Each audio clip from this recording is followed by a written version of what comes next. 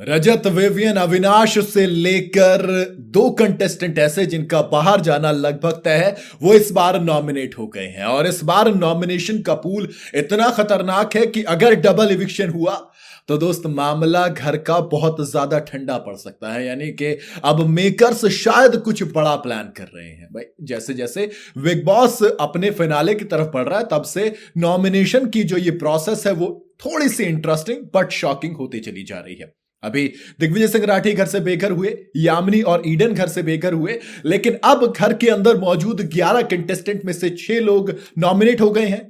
और उन 6 में जो नाम है दोस्त वो थोड़े से शॉकिंग इसलिए क्योंकि अब अगर गलती से कुछ मामला ऊपर नीचे होता है तो फिनाले से पहले जो लोग बचेंगे वो मतलब अब आप तैयार हो जाओ कि आपको सबको झटका लग सकता है। कब किसका सपोर्टर, किसको सपोर्ट करने वाला बंदा, कब किसके फैन बेस नाराज हो जाए अब कोई नहीं पता। क्योंकि सबसे पहला जो नॉमिनेशन में नाम है वो है चाहत पांडे।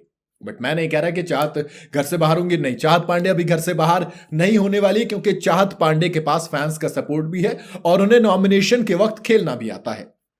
दूसरा, अविनाश मिश्रा।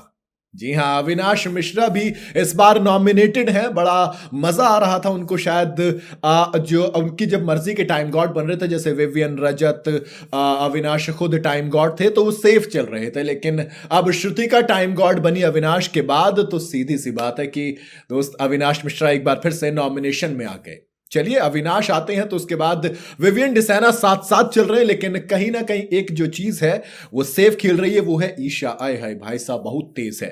खैर, बात करेंगे उस बारे में। लेकिन यहां पर विवियन और अविनाश और चाहत पांडे 3 नॉमिनेशन हो गए। अब बचे तीसरा नॉमिनेशन किसका है, तो तीसरा नॉमिनेशन है रजत दलाल का। जी हां, रजत दलाल एक और हैवी वेट आ गया है नॉमिनेशन में।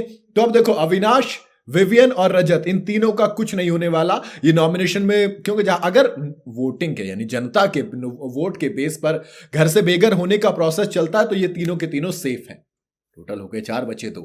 अगला नाम है दोस्तों किसी और का नहीं बल्कि कशिश कपूर का। वो कशिश कपूर जो नॉमिनेशन में विवियन की बखिया उधेड़ती हुई नजर आ रही थी, उस कशिश कपूर को नॉमिनेट कर दिया गया है। और दोस्त, इनके बाहर जाने के चांसेस हैं। लेकिन अगर डबल होता है तब, अगर सिंगल होता है तो अगला नाम है सारा अरफीन खान का। जी हां, फाइनली सारा नॉमिनेटेड भी हैं और इस हफ्ते उम्मीद करूंगा, दुआ करूंगा कि उनका लास्ट हो। तो ये जो 6 लोग नॉमिनेटेड हैं, इसमें देखो अविनाश, विवियन, रजत, ये 3 कहीं नहीं जाने वाले। अब बची जो 3 है यानी कि कशिश, सारा अरफीन खान और चाहत पांडे, ये 3 को आप रैंकिंग में इस तरीके से करते हैं कि जो 3 है अविनाश, विवियन, रजत, इनके बाद चाहत पांडे आ जाएंगे नंबर 4 पर।